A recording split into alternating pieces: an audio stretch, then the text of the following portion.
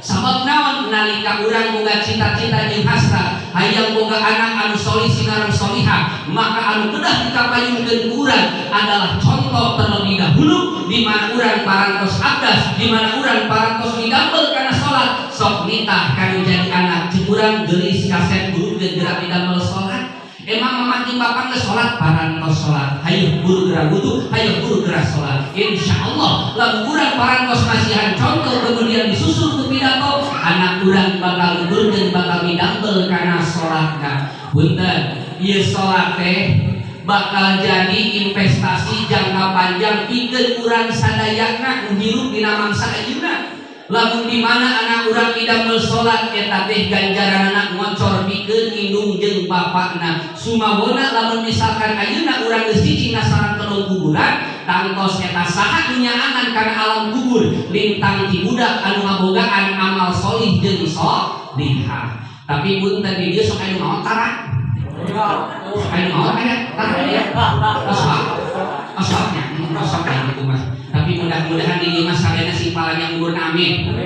Di lima kemarin itu di masjid aya nu maot diumumkeun ku bapak, diumumkeun ku bapak DKM sanes, diumumkeun ku bapak RT sanes, diumumkeun ku saku aki-aki ka gudang sare. Diumumkeun teh kieu, assalamualaikum warahmatullahi wabarakatuh. Hatur uningan ka sadayana alhamdulillahirabbil alamin.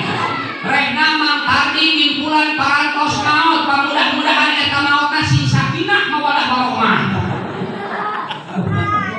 Da biasana punten lamun aya jelema anu koret kareket jahe tara aya nu ngalean saurang-urang acan. Ieu mah pangalaman di simkuring, aya tatangga anu koret kareket jahe eueuh eta teh nu ngalean saurang-urang acan. Tuntun nama di simkuring ku karasa kepedulian datang we ka eta tatangga teh.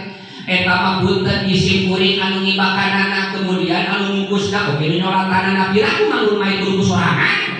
Eta luak dieu we hadeupun di mana ternyata saurang-urang acan anu ngalayak nya geus we kuring teh gogorowokan sugan aya pemuda euy.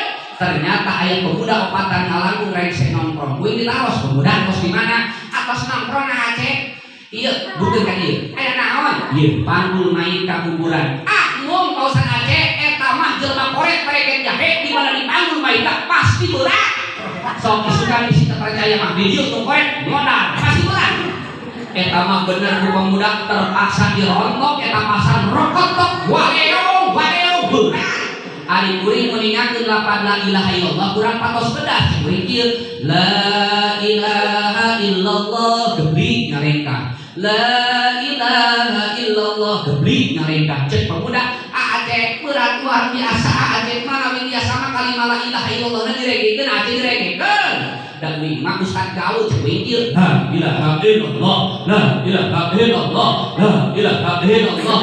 Eta pemuda mengikuti irama la ilaha illallah tungtungna mah manggul mayitna refleks jadi mudah pindah takakna la ilaha illallah la ilaha illallah la ilaha illallah. Bener hadirin sadayana rek dikuburkeun eueuh mayitna nyangsa ka karakutan.